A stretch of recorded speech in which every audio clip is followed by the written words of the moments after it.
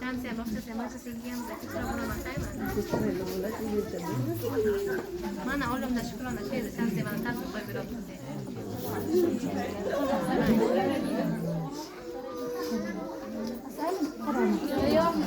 Apa yang kedua? Ha öyle böyle.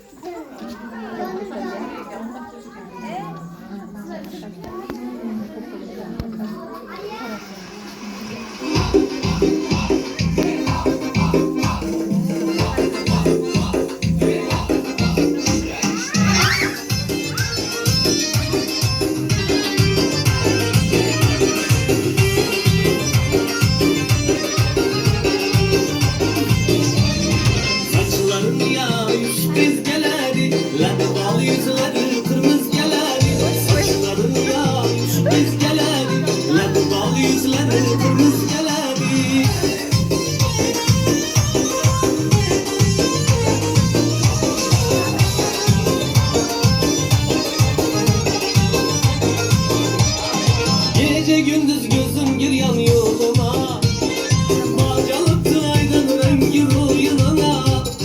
Gece gündüz gözüm gir yan yoluna, bağcalıktı aydın rengi ruyununa.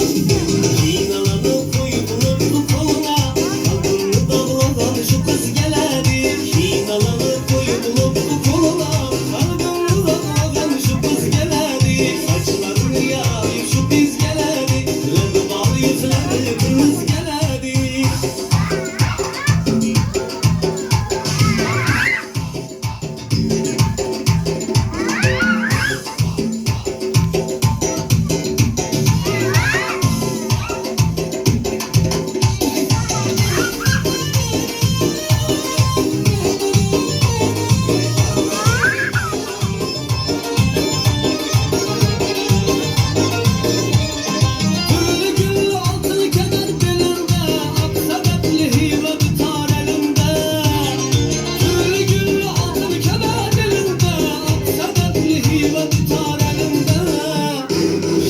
Şanı bağlı